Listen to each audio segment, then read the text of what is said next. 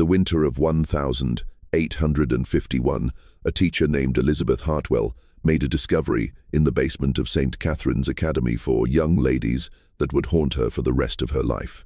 Behind a false wall in what appeared to be an abandoned storage room, she found 4 small beds, each with iron shackles still attached to the headboards. Beside each bed lay a single possession, a torn doll, a faded ribbon, a small wooden cross. On the wall, written in what appeared to be a child's desperate scroll, were the words, "We are still here."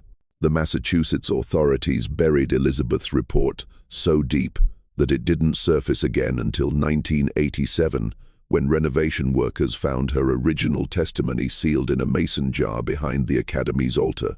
What they discovered about the fate of those 24 orphan girls would reveal one of New England's most carefully guarded secrets, a secret that 3 women calling themselves nuns had killed to protect.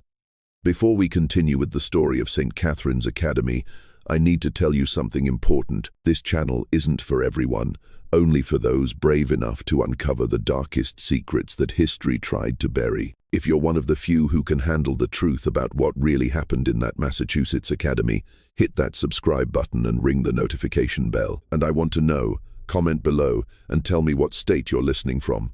Are you brave enough to hear what happened to those 24 girls? Let's find out together. But first, we need to understand how a place of supposed sanctuary became a house of horrors. The year was 1834, and Massachusetts was experiencing unprecedented growth. The Industrial Revolution had transformed cities like Boston and Worcester into bustling centers of commerce. But it had also created a darker problem: thousands of orphan children with nowhere to go. Salem, Massachusetts in 1834 was a city still carrying the weight of its infamous past. While the witch trials were nearly a century and a half behind them, the people of Salem remained deeply religious and suspicious of anything that seemed unusual or out of place. The Congregationalist churches dominated the religious landscape, their stark white steeples reaching toward gray New England skies like accusing fingers. It was in this atmosphere of rigid puritanical devotion that St. Catherine's Academy for me, young ladies, was established on Gallows Hill Road, a location that seemed almost mockingly appropriate given what would later transpire there. The Academy occupied a imposing 3-story brick building that had once served as a private mansion for a wealthy merchant family. Its Gothic Revival architecture, with tall, narrow windows and steep gabled roofs, gave it an air of respectability that would prove to be nothing more than an elaborate facade. The Academy advertised itself as a Christian institution dedicated to the moral and educational development of orphaned young ladies ages 12 to 17. The promotional materials, printed on expensive paper and distributed throughout New England, promised refinement in manners, excellence in domestic arts, and careful placement in respectable Christian households. Parents who had died of consumption, cholera, or industrial accidents could rest easy knowing their daughters would be well cared for at St. Catherine's Dock, BSWWW. The woman who presented herself as Mother Superior Victoria Whitman was a figure of imposing authority. Tall and severe, with steel gray hair pulled back in a tight bun beneath her black habit, she commanded respect wherever she went in Salem. Her voice carried the cultured accent of Boston's Beacon Hill, and she spoke eloquently about her calling to serve God's most vulnerable children. She claimed to have been educated at the prestigious Mount Holyoke Female Seminary and to have served in Catholic orphanages in Ireland before coming to Massachusetts. Sister Margaret Collins appeared to be Whitman's perfect complement, younger, with kind eyes and a gentle manner that immediately put frightened orphan girls at ease. She taught literature and music, and her soft Irish accent reminded many of the girls of mothers they had lost. Children who arrived at St. Catherine's traumatized and grieving found in Sister Margaret a maternal figure who seemed to genuinely care about their welfare. The third member of their Holy Trinity was Sister Agnes Murphy, a stern woman in her 42nd, who served as the Academy's disciplinarian and business manager. She handled all correspondence with families seeking to adopt, managed the Academy's finances, and maintained the strict daily schedule that governed every aspect of the girls' lives. Her habit was always spotless, her rosary always at her side, and her word was law within the Academy's walls. The people of Salem welcomed St. Catherine's Academy with open arms. Here, finally, was a solution to the growing problem of orphan children. The Congregationalist ministers praised the work being done there, despite their theological differences with Catholicism. After all, these women were caring for children that the Protestant community had struggled to accommodate. The mayor of Salem himself attended the Academy's dedication ceremony in September 1834, praising Mother Superior Whitman's Christian charity and maternal devotion. The girls who arrived at St. Catherine's came from across New England. There was Mary O'Brien, 13 years old, whose parents had died in a factory fire in Lell. Sarah Thompson, 15, had been orphaned when consumption claimed her entire family in a tenement building in Boston. Little Catherine Murphy, no relation to Sister Agnes, was only 12 when her father died in a railroad accident, and her destitute mother could no longer care for her. Each girl who arrived was given the same welcome, a hot meal, a clean bed, and the promise of a better future. They were told they would receive an education that would prepare them to be teachers, governesses, or wives to respectable men. Most importantly, they were told that when they reached 18, the sisters would help them find placement with fine Christian families who would provide them with opportunities they never could have imagined. The daily routine at St. Catherine's was rigorous but not unusual for the time. The girls rose before dawn for morning prayers, attended classes in reading, writing, arithmetic, and domestic skills throughout the day, and ended each evening with devotional study. They wore simple grey dresses and white aprons, their hair pulled back in modest styles. They learned to embroider, to manage a household, to cook simple meals, and to conduct themselves as proper Christian ladies. From the outside, St. Catherine's Academy appeared to be everything it claimed to be. The few visitors who were allowed inside saw well-behaved girls engaged in their studies, clean dormitories with simple but adequate furnishings, and devoted religious women who had sacrificed worldly pleasures to serve God's children. When local ministers or government officials visited, they saw exactly what Mother Superior Whitman wanted them to see. But there were things that visitors didn't see. They didn't see the third floor of the building, which was always kept locked and was explained as storage for seasonal items. They didn't see the basement workshop, where, according to Mother Superior Whitman, the girls learned advanced domestic skills, a workshop that was always empty when visitors were present. They didn't notice that while new girls regularly arrived at the academy, none of the long-time residents seemed to be aging out of the program. Most importantly, they didn't question why in 17 years of operation, not a single girl who had been placed with a Christian family had ever written to friends still at the academy, or returned for a visit, or been seen anywhere in Massachusetts again.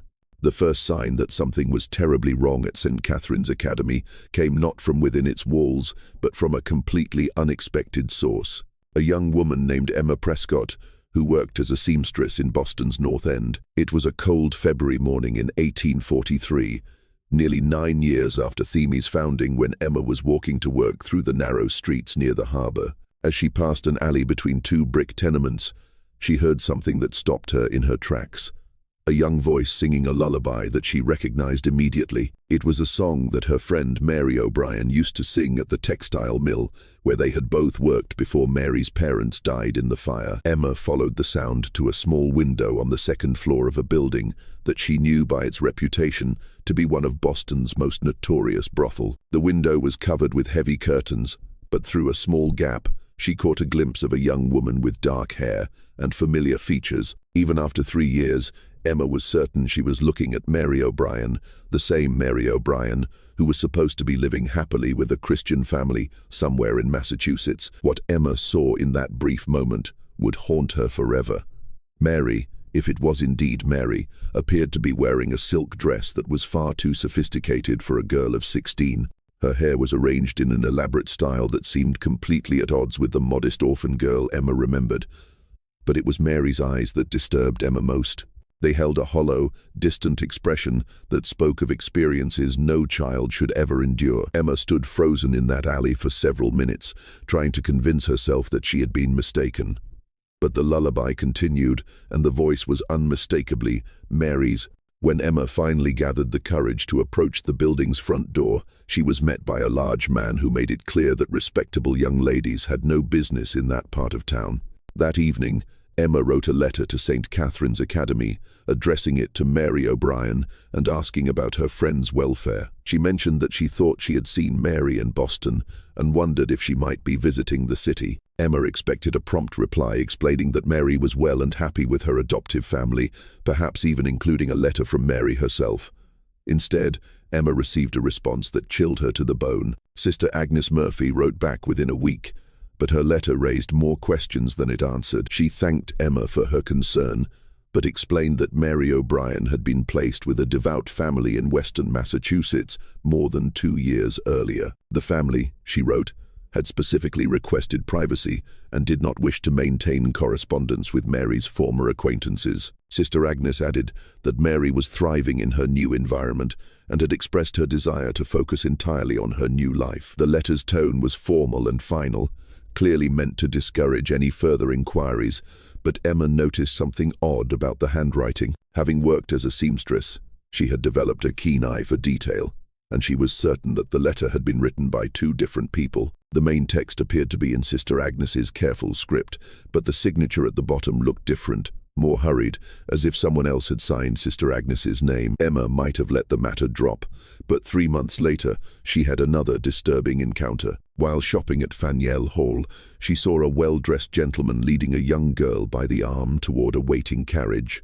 The girl was perhaps 14 years old, with light brown hair and freckles across her nose. Emma was almost certain she recognized her as Sarah Thompson, another girl from St. Catherine's Academy who was supposed to have been adopted by a loving family. But this girl wasn't dressed like the daughter of a respectable family.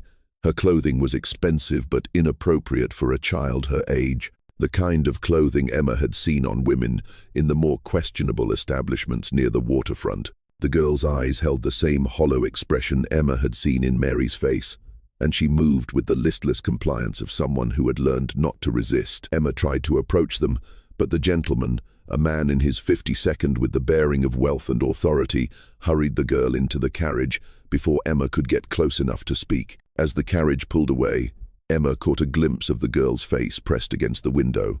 For just a moment, their eyes met, and Emma saw something that made her stomach turn, a desperate plea for help that the girl dared not voice. That night, Emma made a decision that would put her own life in danger. She wrote a second letter to St. Catherine's Academy, this time asking more direct questions. She mentioned seeing both Mary and Sarah in Boston, and she asked Sister Agnes to provide specific information about where the girls had been placed. She also asked if it might be possible to visit the academy to inquire about other girls she had known. The response came not from Sister Agnes, but from Mother Superior Whitman herself. The letter was brief and polite, but its message was unmistakably threatening. Mother Superior Whitman wrote that Emma's continued inquiries were disturbing the peace of mind of girls who have found happiness in their new lives. She suggested that Emma's imagination might be leading her to see familiar faces where none existed, and she strongly advised that Emma focus on her own circumstances rather than dwelling on the past. The letter concluded with words that Emma would never forget. Young women who persist in pursuing matters that do not concern them often find that their own safety and reputation may be called into question. I trust that a sensible girl like yourself will understand the wisdom of allowing sleeping dogs to lie. Emma understood the threat perfectly, but she also understood that she had stumbled upon something far more sinister than a simple case of miscommunication. 2 girls who were supposed to be living with Christian families were instead appearing in circumstances that suggested a fate far worse than orphanhood. The question that tormented Emma was how many other girls from St. Catherine's Academy had met the same fate, and more importantly, what could she possibly do about it without putting herself in mortal danger? Emma Prescott's discovery would have remained nothing more than a troubling suspicion if not for a series of events that began to unfold in the autumn of 1847. By this time, St. Catherine's Academy had been operating for 13 years, and Mother Superior Whitman had become one of Salem's most respected religious figures. She was frequently invited to speak at Congregationalist churches throughout Massachusetts, where she would deliver moving sermons about the Christian duty to care for orphan children. But success had made the 3 women careless, and their operation had grown far beyond what they could safely manage. What had begun as a small-scale scheme had evolved into something much larger and more dangerous. They were no longer simply placing a few girls with questionable families. They had become the primary suppliers for a network of brothel and private collectors that stretched from Boston to New York City. The turning point came when they made a fatal error in judgment. In October 1847, a wealthy merchant named Cornelius Blackwood approached Mother Superior Whitman with a request that should have raised immediate red flags. Blackwood claimed to be seeking a young companion for his allegedly invalid wife, someone who could provide comfort and assistance with daily tasks. He was willing to pay an extraordinary sum, nearly 5 times what legitimate adoptive families typically contributed to the academy. Blackwood's story was suspicious from the beginning. He claimed to live in a remote area of western Massachusetts, but his clothing and manner suggested someone accustomed to city life. He spoke of his wife's illness in vague terms and seemed reluctant to provide specific details about his household. Most troubling of all, he insisted on meeting potential candidates in private, claiming that his wife's delicate condition required absolute discretion. A legitimate religious institution would have refused such a request, but Mother Superior Whitman saw only the financial opportunity. She arranged for Blackwood to meet 3 of her girls, one 5-year-old Catherine Murphy, one 4-year-old Elizabeth Porter, and one 6-year-old Hannah Clark. All 3 were described as particularly lovely and well-behaved, qualities that had made them valuable commodities in the Academy's true business. What Mother Superior Whitman didn't know was that Cornelius Blackwood didn't exist. The man calling himself Blackwood was actually Detective Inspector William Ashworth of the Boston Police Department, working undercover on a case that had been developing for months. The investigation had begun when the body of a young woman was pulled from Boston Harbor in the summer of 1847. The victim appeared to be about 18 years old, with dark hair and delicate features that suggested she had once been well cared for. What made the case unusual was a small tattoo on the girl's wrist, a simple cross with the letters SC beneath it. Detective Ashworth had seen similar markings before, always on young women found dead in circumstances that suggested they had been involved in prostitution. But these particular markings were different. They appeared to be amateur work, the kind of tattoo that might be applied by someone without professional skill. More importantly, the SC initials suggested an institutional connection that went beyond simple street-level prostitution. Ashworth's investigation had led him through Boston's underground network of brothel and private clubs catering to wealthy men with particular tastes. What he discovered was a carefully organized system that provided young girls to clients who were willing to pay premium prices for what they called fresh inventory. The girls in this network were not typical street prostitutes. They were educated, well-mannered young women who had been trained to serve the specific needs of Boston's elite. The trail had eventually led Ashworth to St. Catherine's Academy, but not through any direct evidence. Instead, he had noticed a pattern in the missing persons reports that crossed his desk. Over the past 13 years, dozens of young women had simply vanished from Massachusetts without a trace. They weren't runaways from troubled families. They were girls who had been placed in what appeared to be legitimate institutions or adoptive homes, only to disappear completely. When Ashworth began investigating these disappearances more closely, he found that an unusually high number of them had connections to St. Catherine's Academy. Girls who had been successfully placed with Christian families were never seen again, never wrote letters to friends, never appeared in marriage records or death certificates. It was as if they had been erased from existence. The undercover operation at St. Catherine's was Ashworth's attempt to gather evidence of what he suspected was a sophisticated trafficking operation. What he found when he met with Mother Superior Whitman exceeded his worst expectations. During their private meeting in the Academy's parlor, Mother Superior Whitman spoke openly about the qualities that made certain girls more valuable than others. She emphasized their youth, their innocence, and their complete dependence on the Academy for their survival. She hinted that clients with particular requirements could be accommodated, and she made it clear that discretion was guaranteed as long as the price was right. When Ashworth asked to see the girls she had mentioned, Mother Superior Whitman led him not to the main dormitory where visitors were usually taken, but to a separate wing of the building that he had not seen before. This area was noticeably different from the rest of the Academy. The rooms were smaller and more luxuriously appointed with silk curtains and fine furniture that seemed completely out of place in an orphanage. The three girls who were brought to meet Cornelius Blackwood were dressed in clothing that was far too sophisticated for orphans. Their hair was styled in elaborate fashions, and they wore cosmetics that enhanced their youthful beauty. Most disturbing of all, they had been trained to present themselves in ways that were clearly designed to appeal to adult men with predatory interests. Detective Ashworth realized that he was looking at girls who had been systematically groomed for sexual exploitation, but what he saw next would haunt him for the rest of his career. As he was leaving the academy, Ashworth caught sight of another part of the building that Mother Superior Whitman had not shown him. Through a window, he glimpsed what appeared to be a workshop where several young women were engaged in some kind of manual labor. But these weren't the happy, well-for students he had been shown earlier. These girls looked exhausted and defeated, working in silence under the watchful eye of Sister Agnes Murphy. Ashworth realized that St. Catherine's Academy was operating on multiple levels.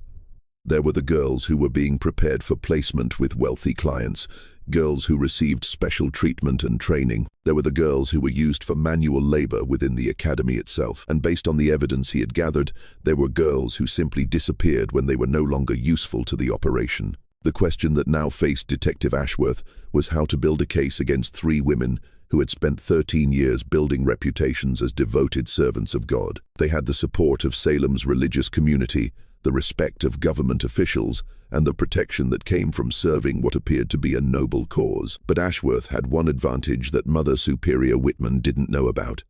Emma Prescott had finally found the courage to approach the Boston police with her suspicions. Her testimony, combined with the evidence Ashworth had gathered undercover, would form the foundation of a case that would expose one of New England's most carefully guarded secrets. Detective Ashworth knew that exposing the truth about St. Catherine's Academy would require more than his undercover observations and Emma Prescott's testimony.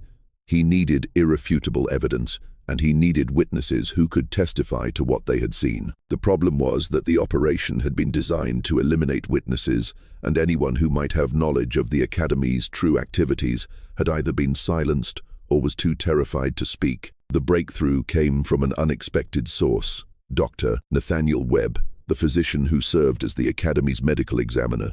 Dr. Webb was a respected member of Salem's medical community, a man in his 62nd who had built his reputation on his discretion and his willingness to treat patients without asking uncomfortable questions.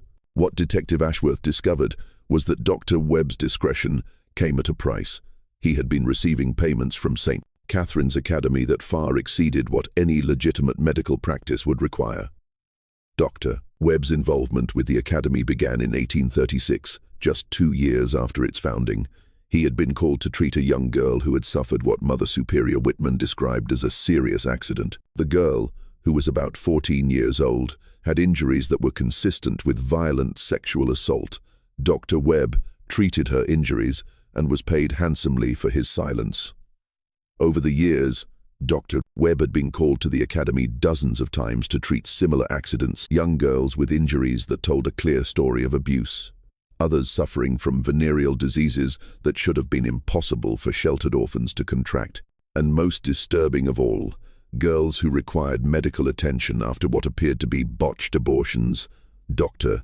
Webb had kept detailed records of these treatments, partly out of medical necessity and partly as insurance against the day when his own involvement might be discovered. These records, which Detective Ashworth obtained through a warrant, painted a horrifying picture of systematic abuse spanning more than a decade. The medical records revealed that girls at St. Catherine's Academy were routinely subjected to physical and sexual violence. They were infected with diseases that could only have been transmitted through sexual contact with multiple partners. They suffered injuries that suggested they had been physically restrained and brutalized. And when they became pregnant as a result of their abuse, they were subjected to dangerous procedures that often left them permanently damaged or dead. But the records also revealed something else. Dr. Webb had been documenting the identities of the men who brought girls to him for treatment. These were not the Christian families who were supposedly adopting the girls from St. Catherine's Academy. They were wealthy merchants, politicians, judges, and religious leaders from Boston and beyond, men who were paying premium prices for access to young victims. Among the names in Dr. Webb's records were some of the most prominent figures in Massachusetts society. There was Judge Harrison Cromwell, who had built his career prosecuting moral crimes while secretly patronizing the very establishments he condemned. There was Reverend Samuel Blackstone, whose sermons about the sanctity of childhood had made him famous throughout New England. There was even Mayor Robert Thornton of Boston himself, a man who had publicly praised St. Catherine's Academy for its Christian service. Detective Ashworth realized that he was looking at evidence of a conspiracy that reached far beyond 3 women running a single institution. This was a network of powerful men who had used their positions to exploit the most vulnerable members of society, secure in the knowledge that their victims had no voice and no recourse. But as Ashworth delved deeper into the case, he made another disturbing discovery. Dr. Webb's record showed that many of the girls he had treated had subsequently disappeared from his care. Girls who had been severely injured or who had contracted dangerous diseases would be brought to him for treatment, but they would never return for follow-up care. When he inquired about their welfare, he was told that they had recovered completely and had been placed with new families. Ashworth began to suspect that girls who became too damaged or too dangerous to the operation were being permanently eliminated. But proving this would require finding evidence of what had happened to girls who had vanished without a trace. The answer came when Ashworth decided to investigate the physical structure of St. Catherine's Academy itself. Using his authority as a police detective, he obtained permission to conduct a thorough search of the building under the pretense of investigating reports of building code violations. What he found in the basement of the academy would provide the evidence he needed to bring down the entire operation. The basement had been divided into several sections, each serving a different purpose in the academy's true business. There was a workshop where girls were forced to produce goods that were sold to supplement the academy's income.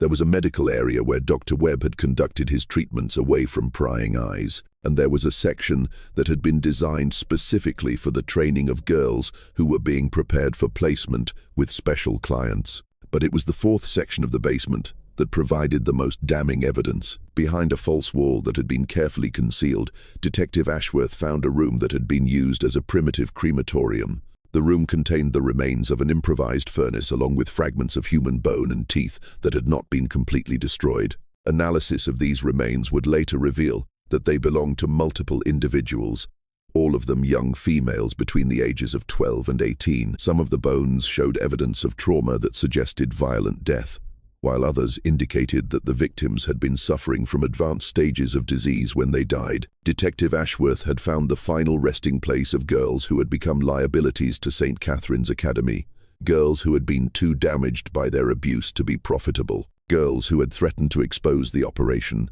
girls who had simply outlived their usefulness. All of them had been murdered and their bodies destroyed to eliminate any evidence of their existence. But the most horrifying discovery was yet to come. In a hidden compartment near the crematorium, Ashworth found a ledger that detailed every transaction the Academy had conducted over its 13 years of operation. The ledger contained the names of clients, the amounts they had paid, and detailed descriptions of the services they had received. It also contained a complete record of the girls who had been retired from the operation, more than 40 young women who had been murdered when they were no longer useful. The ledger was signed by all 3 women, Mother Superior Victoria Whitman, Sister Margaret Collins, and Sister Agnes Murphy, but it was also signed by someone else, someone whose involvement in the operation had been carefully concealed until now. The 4th signature belonged to Father Patrick Alley, the priest who had supposedly helped establish St. Catherine's Academy as a Catholic institution. Alley, it turned out, was not a priest at all, but another criminal who had assumed a false identity to provide religious legitimacy to the operation. Detective Ashworth now had evidence of a criminal conspiracy that involved not just 4 individuals, but a network of wealthy and powerful men who had used their positions to exploit vulnerable children. But bringing these criminals to justice would prove to be far more dangerous than gathering evidence against them. As Detective Ashworth prepared to present his evidence to the Massachusetts Attorney General, he began to understand why the St. Catherine's Academy operation had been able to continue for so long without detection. The network of clients who had patronized the academy included some of the most powerful men in the state, men who had the resources and connections to make problems disappear. The first indication that Ashworth was in danger came when his superior, Captain Thomas Brennan, called him into his office for what was supposed to be a routine briefing on the case. Captain Brennan had always been supportive of Ashworth's work, but his demeanor during this meeting was noticeably different. He seemed nervous, distracted, and reluctant to discuss the details of the investigation. "Detective Ashworth," Captain Brennan said, avoiding eye contact, "I've been reviewing your reports on this St. Catherine's matter, and I'm concerned that you may be overreaching your authority. These are serious accusations you're making against respected members of the community." Ashworth was stunned. "Captain, the evidence is overwhelming. We have medical records, financial documents, physical evidence of murder. These women have been trafficking children for 13 years. Evidence can be misinterpreted, Detective," Brennan replied carefully. "What appears to be criminal activity might simply be the result of poor record-keeping or unfortunate misunderstandings. I think it would be wise to proceed with extreme caution." That evening, Ashworth received a visit at his home from someone he hadn't expected to see. Judge Harrison Cromwell, whose name had appeared multiple times in Dr. Webb's medical records as a client of St. Catherine's Academy. Judge Cromwell arrived without warning, accompanied by two men who were clearly not court officials. He was polite but firm, as he explained to Ashworth that the investigation into St. Catherine's Academy was causing considerable concern among Boston's business community. "Detective Ashworth," Judge Cromwell said, settling into a chair in Ashworth's parlor without being invited, "you've built a reputation as a thorough and dedicated officer of the law. That's why I'm confident you'll understand the delicate nature of the situation we're discussing. Your Honor, if you're here to discuss an active investigation, I should point out that this is highly irregular." Ashworth replied, his hand instinctively moving toward his service weapon. "Nothing irregular about community leaders taking in more interest in the welfare of our institutions," the judge said smoothly. "St. Catherine's Academy has served this community for 13 years. The women who run it have devoted their lives to caring for orphan children. It would be a tragedy if unfounded accusations were to destroy their good work." Judge Cromwell leaned forward, his tone becoming more direct. "I understand you've been talking to Dr. Webb about his medical practice. Dr. Webb is an old man, Detective. His memory isn't what it used to be, and his records, well, medical records from that era can be difficult to interpret.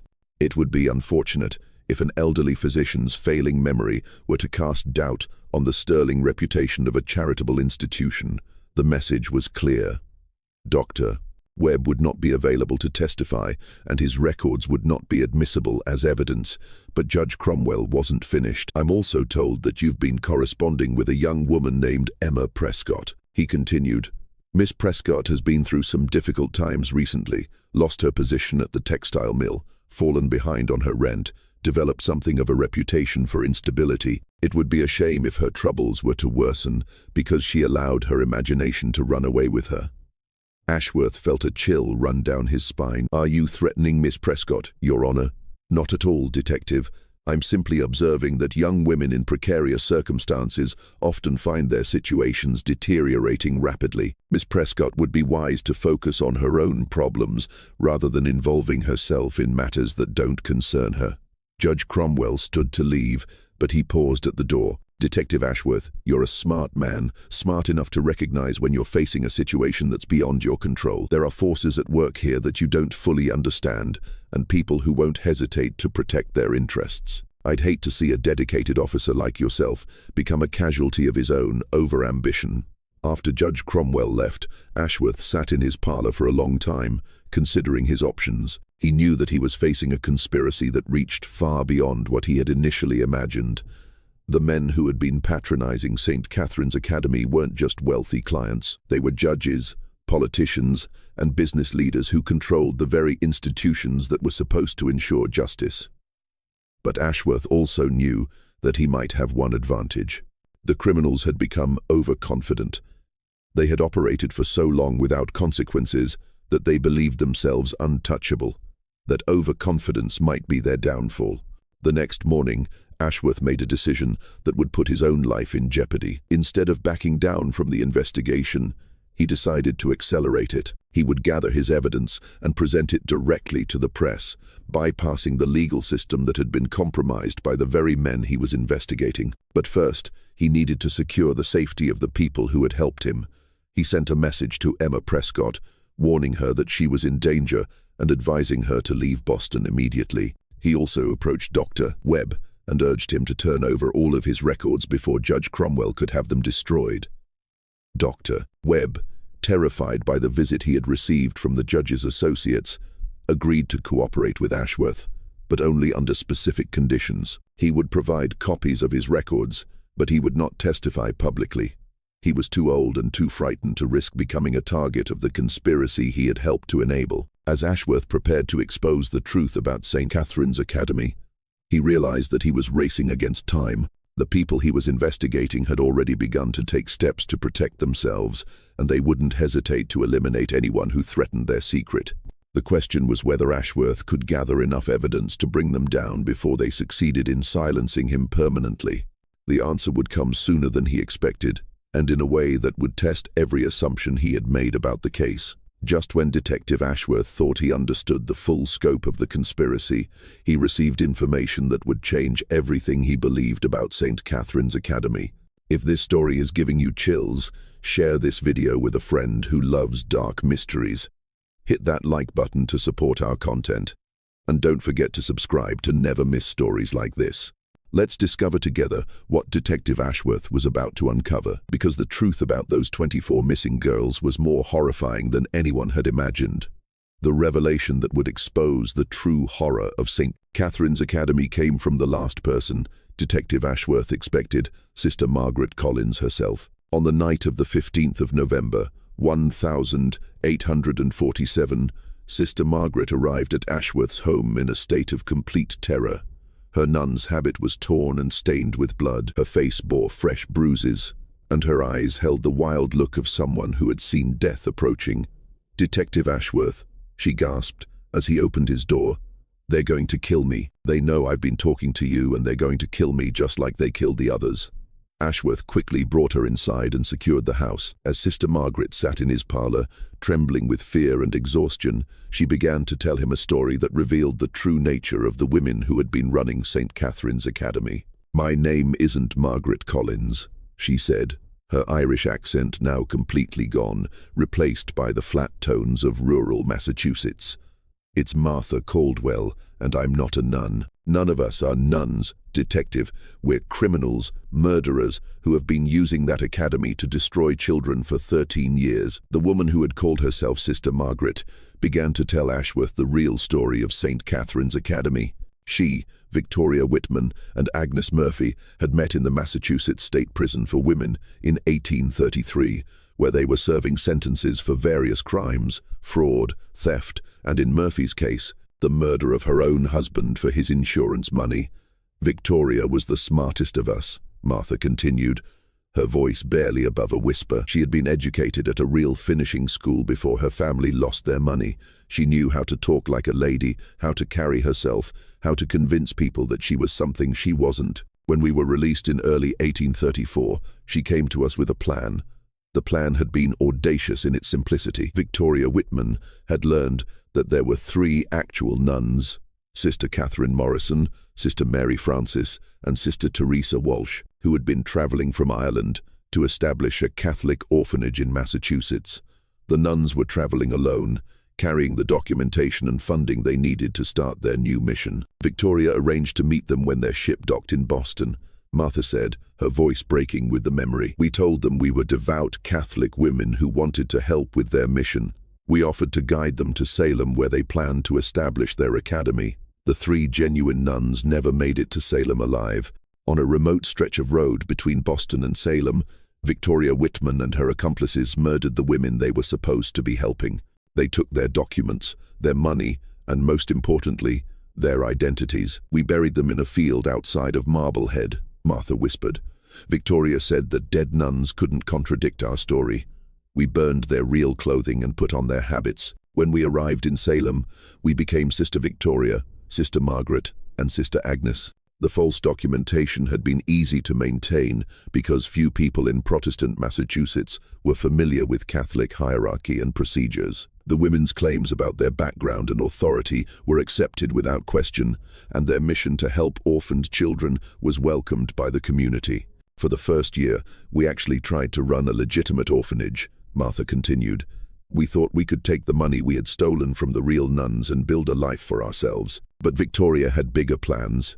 She realized that there was much more money to be made from the girls than from simply caring for them. The transition from legitimate orphanage to trafficking operation had been gradual. It began when a wealthy Boston merchant approached Victoria Whitman about adopting a girl, but made it clear that his intentions were not paternal. Victoria realized that there were men willing to pay extraordinary sums for access to young, vulnerable girls who had no family to protect them. Victoria started by identifying girls who wouldn't be missed. Martha explained, girls who had no relatives, no friends outside the academy, no one who would ask questions if they disappeared. She would tell the community that these girls had been placed with wonderful families, and everyone believed her because she was Mother Superior Victoria Whitman, a devoted servant of God. But the operation had grown far beyond what Martha had ever imagined it would become. What had started as selling a few girls to wealthy perverts had evolved into a sophisticated network that supplied children to brothel throughout New England. The academy became a recruitment center, a training facility, and ultimately a disposal site for girls who were no longer useful. The basement workshop wasn't for teaching domestic skills, Martha said, her voice filled with horror at her own memories. It was where we broke them, where we taught them to submit, to obey, to accept that their bodies weren't their own anymore. Girls who resisted were beaten until they learned compliance. Girls who tried to escape were made examples of, Martha described, a systematic process of psychological and physical abuse designed to strip the girls of their will to resist. New arrivals were isolated from the other girls and subjected to increasingly severe punishments until they accepted their fate. Girls who showed particular beauty or refinement were given special training that prepared them for the most wealthy and demanding clients. Victoria had lists, Martha said, lists of clients and their specific requirements. Some men wanted girls who looked like their own daughters. Others wanted girls who reminded them of their dead wives. There were men who paid extra for girls who would cry, and men who paid extra for girls who wouldn't. The most disturbing revelation was what happened to girls who became pregnant, contracted diseases, or simply aged out of their usefulness. Dr. Webb's treatments had been attempts to maintain the girls' value as commodities, but when those treatments failed, the girls were eliminated. Victoria called it retirement, Martha said, the euphemism sounding obscene in the context of child murder.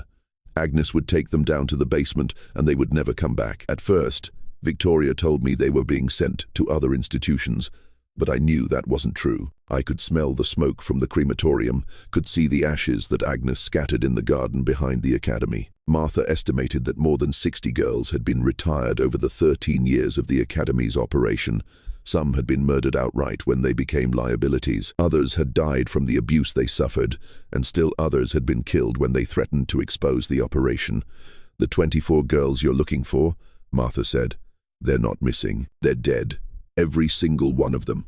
Victoria kept a record of their names because she was proud of what she had built. She called them her greatest successes. Girls who had generated the most money before they were eliminated. But Martha's most shocking revelation was about the scope of the conspiracy. The network of clients wasn't limited to Boston or even Massachusetts. Victoria Whitman had established connections with similar operations throughout New England and New York, creating a regional network that treated girls like commodities. There are other places like St. Catherine's Breet. Martha said Victoria was in communication with people running similar operations in Connecticut, Rhode Island, even as far away as Philadelphia. They would trade girls, share clients, help each other eliminate problems. It's not just one academy detective. It's dozens of them. Martha had finally decided to come forward because she had learned that Victoria and Agnes were planning to eliminate her. Her growing reluctance to participate in the most violent aspects of the operation had made her a liability, and she had overheard them discussing the best way to arrange her accident. I never wanted it to go this far, she said, tears streaming down her face. When we started, I thought we were just going to steal some money and disappear. I never imagined we would become what we became. I've helped murder children, detective. I've helped destroy dozens of innocent lives, and I can't live with it anymore. Martha offered to provide Ashworth with everything he needed to expose the operation. The location of the mass grave where the real nuns were buried, the names and locations of other similar operations, detailed records of clients and transactions, and most importantly, the location where Victoria Whitman kept her most incriminating evidence. Victoria keeps everything in a safe in her private quarters. Martha said financial records, client lists, photographs that clients paid extra for, correspondence with other operations. She thinks it makes her powerful, having evidence that could destroy so many important men. But it's also evidence that could destroy her. As Martha finished her confession, Ashworth realized that he was looking at the biggest criminal conspiracy in Massachusetts history. But he also realized that exposing it would be incredibly dangerous. The men who had been clients of St. Catherine's Academy would do anything to prevent their crimes from becoming public, and they had the resources to eliminate anyone who threatened them. The question was whether Ashworth could move fast enough to gather the evidence and present it to the public before the conspiracy could silence him and Martha permanently. The answer would determine not only whether justice would be served, but whether the girls who had died at St. Catherine's Academy would finally be remembered for who they truly were, victims of a system that had failed to protect them. Detective Ashworth knew that he had only hours before Victoria Whitman and Agnes Murphy realized that Martha had betrayed them. With Martha's help, he organized a raid on St. Catherine's Academy that would take place at dawn on the 16th of November, 1847. He bypassed his own department, knowing that the conspiracy reached into the Boston police, and instead contacted the Massachusetts State Police and federal marshals, who were not connected to the local network of corruption. The raid on St. Catherine's Academy revealed horrors that exceeded even Ashworth's expectations. In Victoria Whitman's private safe, investigators found detailed records of 127 girls who had been trafficked through the academy over 13 years. 68 of them had been murdered when they were no longer useful, including the 24 girls whose names would eventually give this case its enduring notoriety. The evidence also revealed the scope of the client network. The list included not just Massachusetts officials, but wealthy men from across New England and New York. Among them were 3 federal judges, 12 state legislators, 5 mayors, and dozens of prominent businessmen and religious leaders. The scandal would eventually reach as high as a member of Congress and a federal cabinet member. Victoria Whitman was arrested while attempting to flee to Canada with a suitcase full of gold coins and jewelry that had been payment from clients. Agnes Murphy was found in the basement of the academy, destroying evidence in the crematorium where so many girls had met their end. The false father, Ali, had disappeared completely and was never found. The trials that followed were among the most sensational in Massachusetts history. Victoria Whitman, facing overwhelming evidence, maintained her innocence until the end, claiming that she had been running a legitimate orphanage and that any evidence to the contrary had been fabricated by her enemies. She was convicted on 68 counts of murder and sentenced to death. Agnes Murphy attempted to claim that she had been coerced by Whitman, but the evidence showed that she had been an enthusiastic participant in the operation's most violent aspects. She was convicted on 43 counts of murder and also sentenced to death. Martha Caldwell, in exchange for her cooperation, received a sentence of life in prison. She would spend the remaining 32 years of her life in the Massachusetts State Prison for Women, where, ironically, she became known for her work helping other female prisoners learn to read and write. Dr. Webb, faced with the choice between cooperation and prosecution, provided detailed testimony about his role in the conspiracy. His medical records were crucial in establishing the pattern of abuse and murder. He was convicted of accessory to murder and sentenced to 20 years in prison, but died of a heart attack less than 2 years into his sentence. The investigation into the client network proved more problematic. Many of the men named in Victoria Whitman's records had the resources to hire the best lawyers and the connections to influence the legal process. Some fled the country, others destroyed evidence, and still others simply denied any involvement, despite overwhelming proof of their crimes. Judge Harrison Cromwell was found dead in his study 3 days before he was scheduled to testify, apparently having committed suicide rather than face public disgrace. Several other clients met similar fates, leading to speculation that they had been murdered to prevent them from implicating others in the conspiracy.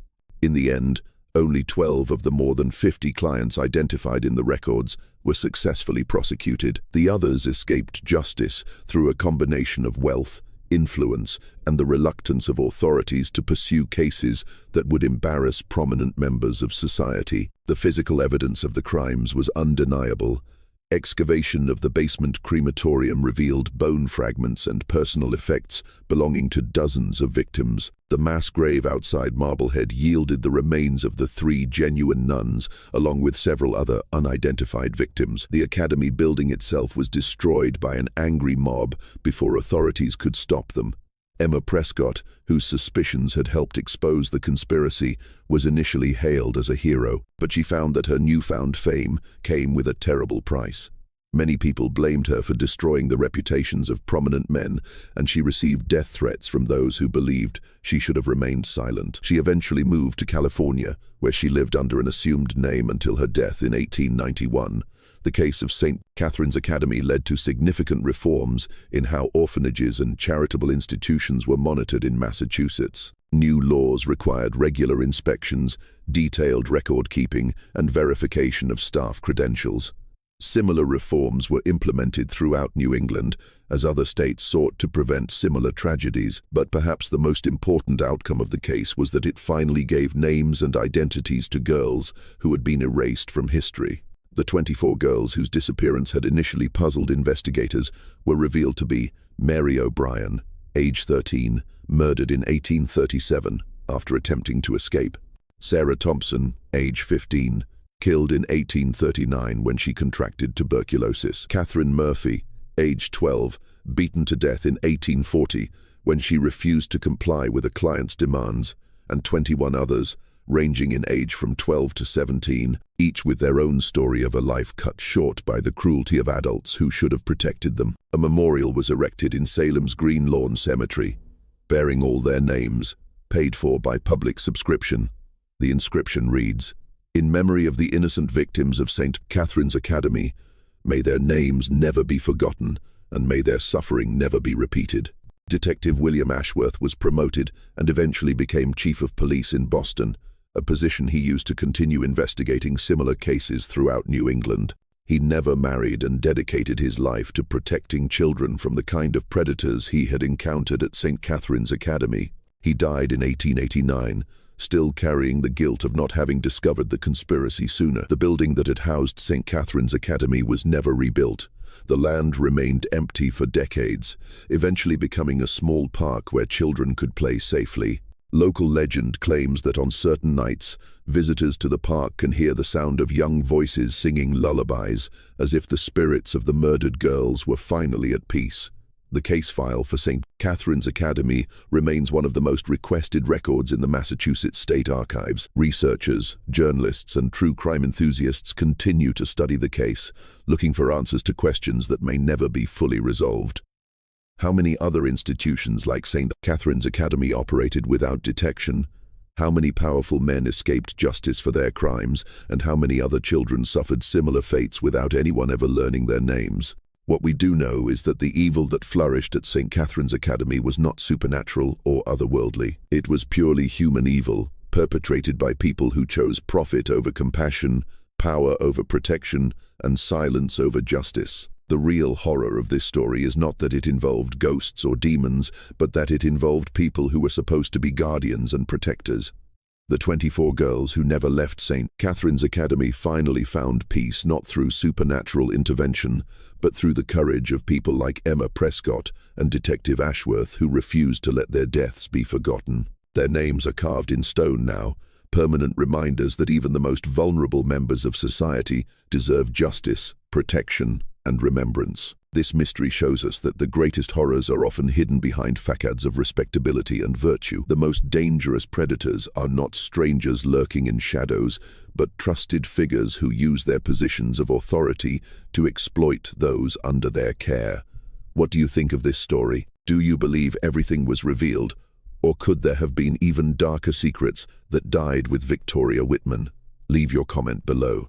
If you enjoyed this tale and want more horror stories like this, subscribe, hit the notification bell, and share with someone who loves mysteries. The truth is often more terrifying than any ghost story, and there are many more dark secrets waiting to be uncovered. See you in the next video.